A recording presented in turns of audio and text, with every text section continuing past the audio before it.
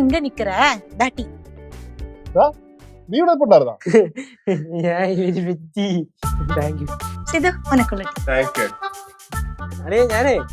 ഞാൻ ഇങ്ങനെ ഇതുവഴി വന്നപ്പോഴേ പെട്ടെന്ന് അവിടെ ഫോൺ വന്നപ്പോ ഇവിടെ ഭയങ്കര പൊടിയായിട്ട് ഫീൽ ചെയ്തപ്പോ ഞാൻ ഇങ്ങനെ തട്ടി ഇങ്ങനെ തൂത്തുള്ളായിരുന്നു. അപ്പുറത്തൊക്കെ പൊടിയുണ്ട്, അവിടെ തൂത്ത്.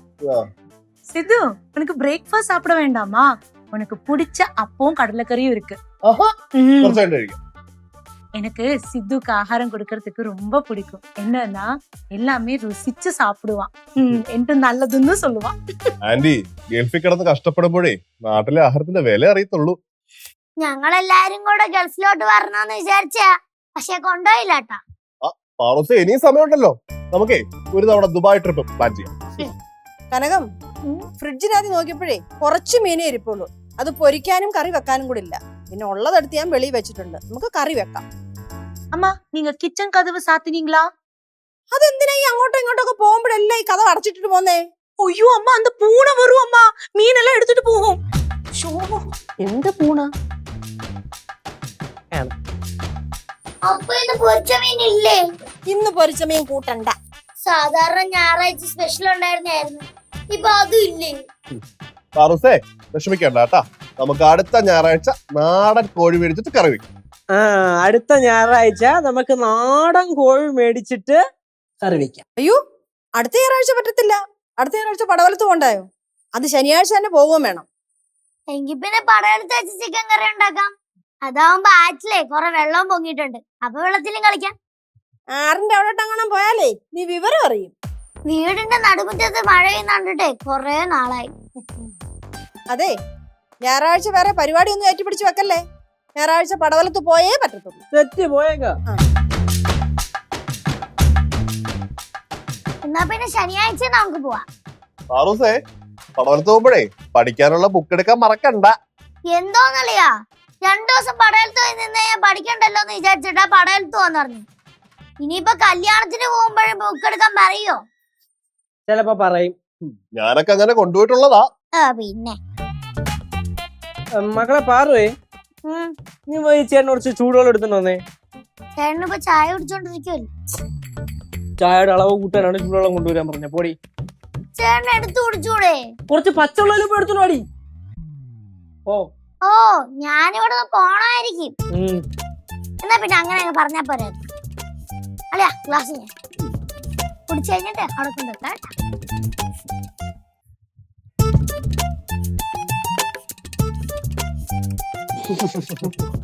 അല്ലയോ എന്താ? ഞാനേ നേരത്തെ ഇവിടെ നോക്കിയപ്പോളേ അയനെന്തോ ഇങ്ങനെ കണ്ണടച്ചോണ്ട് എന്തോ ആലോചിച്ചോണ്ടിരുന്നുണ്ട്. എന്തോ അതോ? അതൊന്നുമില്ലടാ. ഇതേ കാലാട്ടം, ആ ഒരു ചെറിയ ഒരു ഫീല് പിടിച്ചുള്ള ഇരുത്തം. കാര്യം പറ. എടാ ചുമ്മാ ഡിസ്റ്റർബ് ചെയ്യാതെ പോടാ. അളയാ എന്തിനടിയാ അളയാ?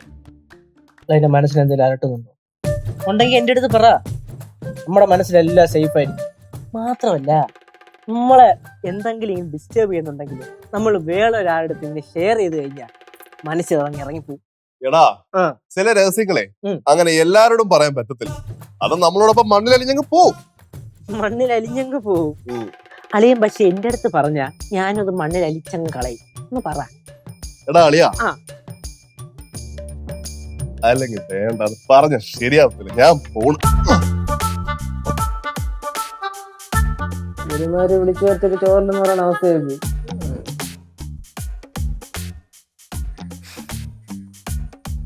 തൂക്കാം.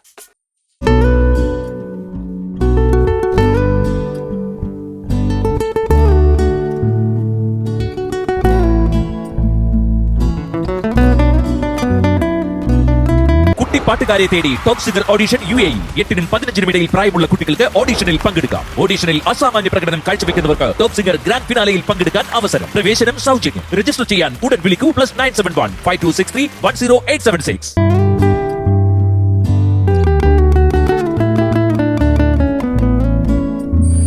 ചേട്ടാ ഇനി അറിയാം ആലോചിച്ചിട്ട് കഴിക്കും ചെയ്യും. രാവിലെ എന്റെ കണ്ടവശനിക്ക് ഞാനൊന്നും ചോദിച്ചും പോയി.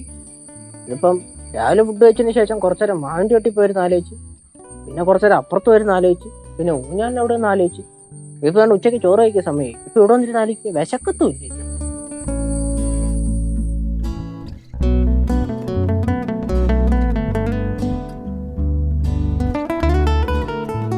ഹലോ ആ. എന്താണ് എന്താ കണ്ണ് കലങ്ങിയിരിക്കണ? എടാ അത് വേറൊന്നുമില്ല, കണ്ണിലെ കരട് പോയതാ. കരട് പോയതാ? ഉം. എന്തൊരുളിയാ മനസ്സിൽ എന്തെങ്കിലും അലട്ടുന്നുണ്ടാ? കുഴപ്പമില്ല, വിട്ടേക്ക്. ചീല് കേസ് നമ്മളെന്തിനാ ഇവിടെ ആവശ്യമില്ലാത്തൊക്കെ പിടിച്ചോണ്ടിരിക്കണേ? എടാ ഓ. ഇന്ന് രാവിലെ ചോദിച്ചില്ലേ പഴയ പ്രണയത്തിന്റെയും സ്നേഹത്തിന്റെയും ഒക്കെ കാര്യം? അതാലോചിച്ചിട്ടാണോ ഞാനൊന്ന് ചുമ്മാ ചോദിച്ചത്? വിട്ടേക്ക്, പറയൊന്നും വേണ്ട. എടാ കൊറേ നാളായിട്ടേ ഉം. എനിക്കൊന്ന് മനസ്സ് തുറന്ന് സംസാരിക്കണമെന്നുണ്ട് ഒരാളുടെ അടുത്ത്. എനിക്കിതിനെ വിശ്വസിക്കാവോ? അതെന്തൊരു ചോദ്യം വിളിയാ? ഈ വീട്ടിൽ വിശ്വസിക്കാൻ പറ്റുന്ന ഏറ്റവും കൂടുതൽ ഒരാൾ ഞാനാണ്. അളയൻ ധൈര്യമായിട്ട് എന്തുവേണേലും പറഞ്ഞോ. പറഞ്ഞില്ലേലും വലിയ വിഷയമൊന്നുമില്ല. പ്രണയത്തിന്റെ കേസൊക്കെ അല്ലേ, എല്ലാ മനുഷ്യർക്കും അവരുടെ ജീവിതത്തിൽ ഒരു ചെറിയ പ്രണയം എപ്പോഴെങ്കിലും ഉണ്ടായിരുന്നിരിക്കും. എടാ ഓ. ഇതങ്ങനെ ചെറിയൊരു പ്രണയം ആയിരുന്നില്ലടാ. ആ.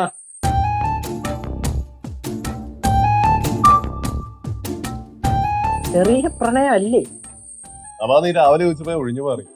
എനിക്കിപ്പോഴേ ഒന്നും മനസ്സ് തുറന്ന് സംസാരിക്കാത്തതുകൊണ്ട് എന്തോ പോലെ. എടാ നിന്നെ ഞാൻ എന്റെ അളിയനായിട്ട് മാത്രമല്ലല്ലോടാ കാണുന്നത്.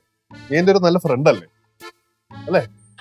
ആ അതൊക്കെയാണ്. പിന്നെ ഞാൻ ഈ പറയുന്ന കാര്യമുണ്ടല്ലോ, ആ.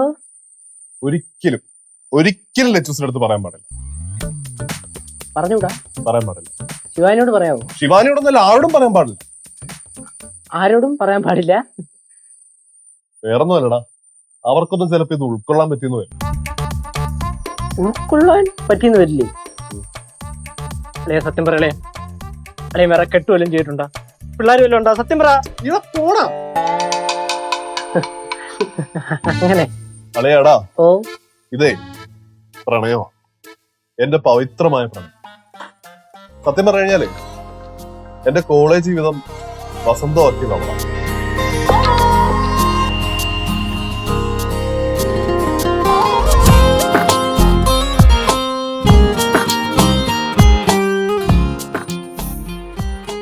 എന്നിലെ പ്രണയാതുരനായ മനുഷ്യനെ തൊട്ടുണർത്തിയതാണ്.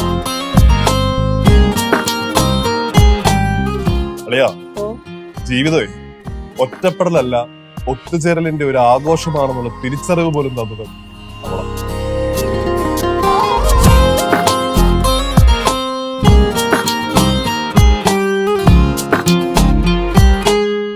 അളിയാടാ, അവള് നടന്നു വരുമ്പോഴേ ചെറിയൊരു തണുത്ത കാറ്റ് വീശുന്ന പോലെ എനിക്ക് തോന്നുമായിരുന്നു.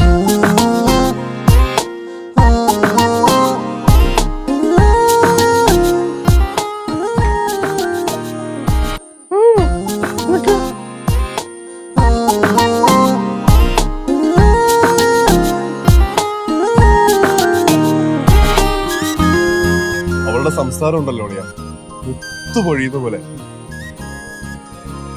ചിരിയും അങ്ങനെ തന്നെ അല്ലേ അളിയാ? കറക്റ്റ്, ഇതാണ് പറഞ്ഞത്. ഒരു ആണിനെ ആണിന്റെ മനസ്സ് മനസ്സിലാവത്തുള്ളൂ. സത്യം പറഞ്ഞാലുണ്ടല്ലോ അളിയാ, അവളെ ഒരു ദേവതയാണ്. അളിയാ അപ്പൊ എന്റെ ചേച്ചി? ആ, അവള് ഒരു ദേവത. അളിയാ എന്നാലും അളിയന് ഇത്രയും വലിയൊരു സീരിയസ് പ്രണയം ഉണ്ടായിരിക്കും ഞാൻ വിചാരിച്ചതേ ഇല്ല. കുഴപ്പമില്ല. എടാ അളിയാ, അങ്ങനെ കോളേജിന് തുടങ്ങിയ പ്രണയം വിവാഹാലോചന വരെ ചെന്നു. പക്ഷെ അവളുടെ വീട്ടുകാർക്കേ ഞാൻ സെറ്റിലായി കാണണമെന്നുണ്ടായിരുന്നു. അതുകൊണ്ടാണ് സത്യം പറഞ്ഞാൽ ഞാൻ ദുബായിക്ക് പോയത്. അങ്ങനെ അളിയൻ ദുബായിക്ക് പോയി. ദുബായിക്ക് പോയപ്പോ നാട്ടിൽ ആ കൊച്ചിന് നല്ലൊരു കല്യാണം വന്ന് ആ കൊച്ചിനെ കെട്ടിച്ചങ്ങ് വിട്ട്. അപ്പൊ പിന്നെ അത് കഴിഞ്ഞ് അളിയൻ നാട്ടിൽ വന്നപ്പോ അളിയനൊങ്ങ് കെട്ടി കൊച്ചായി സന്തോഷമായിട്ട് ഇപ്പൊ ജീവിക്കണം. പ്രശ്നം കഴിഞ്ഞ്. അളിയന്റെ കല്യാണം കഴിഞ്ഞു, പക്ഷെ ഉമ്മയുടെ കല്യാണം കഴിഞ്ഞിട്ടില്ല. ഉമ്മയല്ല, ഉമ്മ. ഉമ്മ കെട്ടിയില്ല. Still single. സിംഗിൾ.